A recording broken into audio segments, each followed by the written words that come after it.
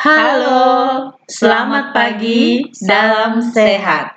Anak-anak Ibu, pembelajaran kita kali ini adalah materi kolaborasi antara PPKN dan IPS. Baiklah, pada bagian pertama akan dijelaskan oleh Ibu Linda. Anak-anak Ibu, ini adalah indikatornya. Silakan anak-anak Ibu baca.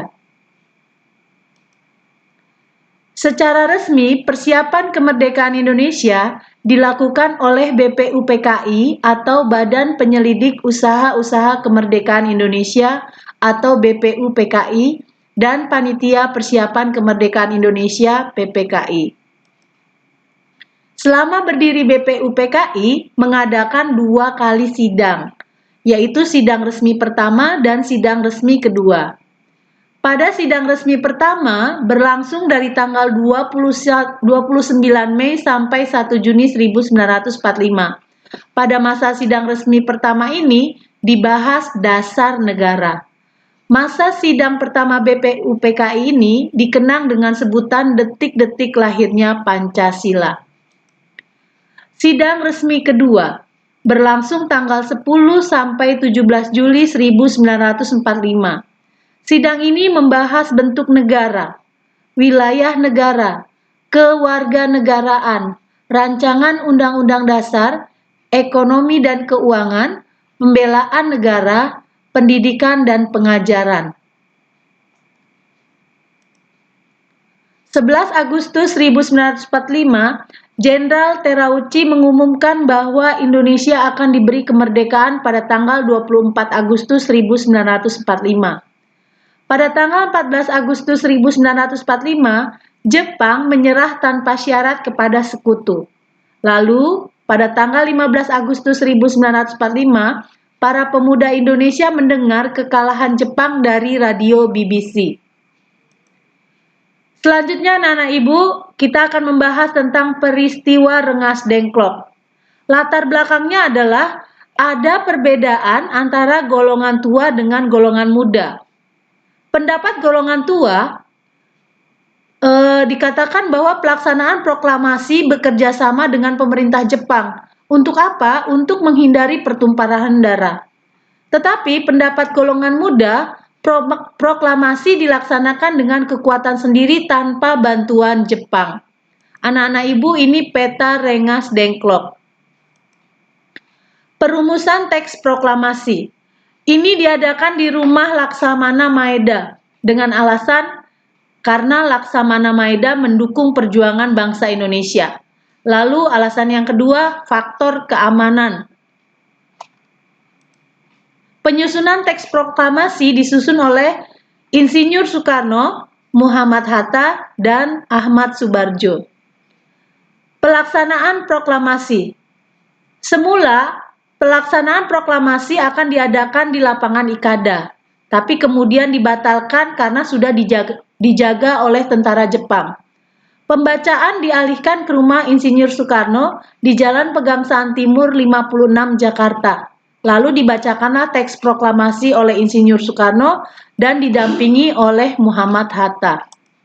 Anak-anak lihat, ini adalah teks proklamasi yang ditulis tangan dan yang setelah diketik. Lalu proklamasi kemerdekaan itu dibacakan oleh oleh Soekarno-Hatta. PPKI baru dapat bersidang sehari setelah proklamasi kemerdekaan. Selama terbentuk PPKI melakukan beberapa sidang. Sidang resmi pertama. Sidang ini dilaksanakan tanggal 18 Agustus 1945, yaitu mereka mengesahkan Undang-Undang Dasar setelah mendapat beberapa perubahan pada pembukaannya. Lalu yang kedua, memilih presiden dan wakil presiden, yaitu Insinyur Soekarno dan Dr. Andes Muhammad Hatta. Lalu yang ketiga, menetapkan bahwa presiden untuk sementara waktu akan dibantu oleh sebuah komite nasional. Sidang resmi kedua, sidang ini dilakukan pada hari berikutnya tanggal 19 Agustus 1945. Hasil keputusannya, yang pertama membentuk 12 departemen dan sekaligus menunjuk pemimpinnya atau menteri. Lalu yang kedua, menetapkan pembagian wilayah negara Republik Indonesia menjadi 8 provinsi dan sekaligus menunjuk menunjuk gubernurnya. Memutuskan agar tentara kebangsaan segera dibentuk. Yang ketiga, sidang resmi ketiga. Sidang ketiga 20 Agustus 1945, PPKI membahas tentang Badan Penolong Keluarga Korban Perang. Sidang ketiga PPKI menghasilkan 8 pasal ketentuan. Sidang resmi keempat itu dilakukan tanggal 22 Agustus dan membahas tentang Komite Nasional, Partai Nasional, dan Badan Keamanan Rakyat.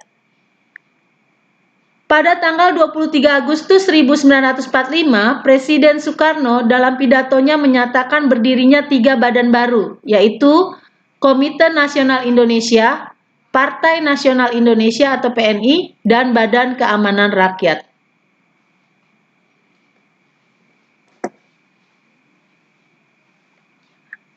Demikianlah materi dari IPS, sekarang dari KWN. Baik, kita perhatikan kembali. Kedudukan Pancasila. Kedudukan Pancasila itu sebagai pandangan hidup bangsa, dasar negara, dan ideologi.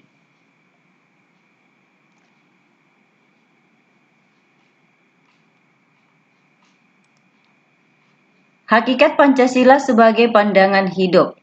Fungsi pokok Pancasila sebagai pandangan hidup bangsa Indonesia artinya Pancasila sebagai pegangan hidup, pedoman hidup, dan petunjuk arah bagi semua kegiatan hidup dan penghidupan bangsa Indonesia dalam berbagai aspek kehidupan. Kita perhatikan nilai-nilai luhur Pancasila. Pada sila pertama yaitu nilai ketuhanan, sila kedua nilai kemanusiaan, sila ketiga persatuan, sila keempat kerakyatan, dan sila kelima keadilan sosial. Nah, kita perhatikan makna Pancasila sebagai pandangan hidup bangsa sebagaimana yang pada slide sebelumnya, yaitu untuk mengetahui dengan jelas arah serta tujuan yang ingin dicapai. Sebagai pandangan untuk menyelesaikan masalah politik, ekonomi, sosial, dan budaya. Sebagai konsep dasar mengenai kehidupan yang dicita-citakan oleh suatu bangsa, kristalisasi dari nilai-nilai yang dimiliki oleh suatu bangsa, dan perwujudan nilai dan kepribadian bangsa Indonesia. Pancasila sebagai dasar negara. Secara yuridis, keputusan sidang PPKI pada tanggal 18 Agustus 1945 menetapkan Undang-Undang Dasar sebagai perangkat pemerintah bagi Republik Indonesia. Dalam pembukaan Undang-Undang Dasar 1945 tersebut juga terdapat rumusan Pancasila. Oleh karena itu, Pancasila secara sah menjadi dasar negara Indonesia.